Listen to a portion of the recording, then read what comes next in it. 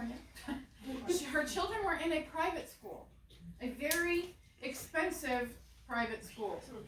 And her daughter, who was 6 years old, came home and she was very withdrawn. And her mom could tell there's just something wrong. And every time she asked her, "Are you okay?" She's like, "Fine," and she wanted to talk about it. And that night was bath night. And she put her daughter in the bathtub, and her daughter started to scream. And when the mom finally got her calmed down, she realized that why her daughter was so upset was because she was afraid she was going to spontaneously turn into a boy. Because that morning in her kindergarten class, Jamie had gone into the magic closet, turned around 3 times, and came out Johnny. Wow. And I was just like, what?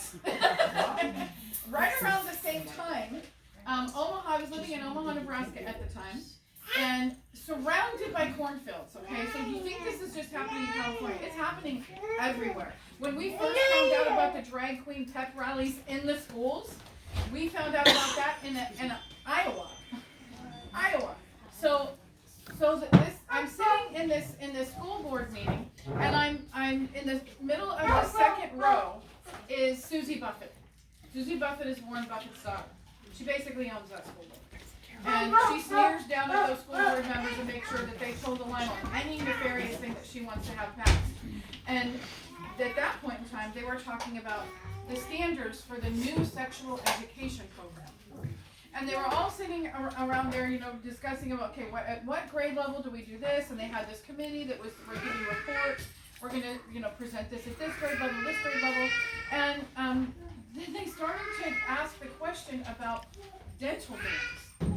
At what grade level, 4th grade or 5th grade, do we introduce dental dams? How many of you know what a dental dam is? No. I had to look it up on the phone. Because I didn't know what it was. It is an apparatus you put in your mouth to aid you in oral and anal sex. Oh my god. Why, at any grade level, does a child need to know that? Oh my goodness. I didn't even know that at 30. I didn't know.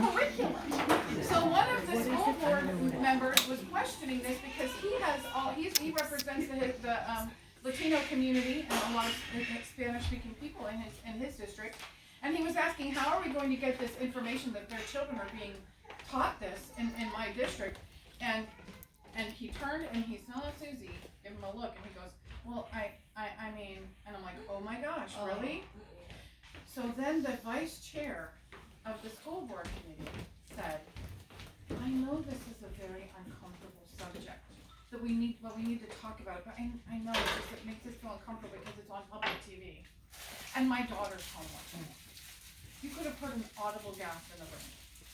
You feel uncomfortable talking about this in public.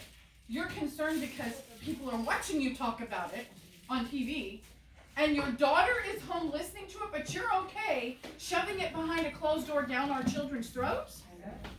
So the whole community just was in an uproar. The next meeting, 1,800 parents showed up.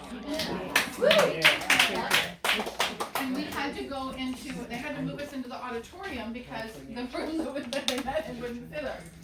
And, the irony of this is now when everybody keeps talking about how we need technical skills, we need technical training, technical.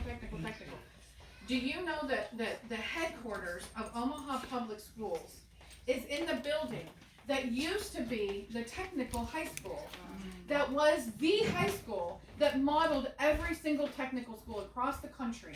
They shut it down in the late 80s, early 90s, and turned it into the obstruction that it is now, which is the Omaha Public School building headquarters. And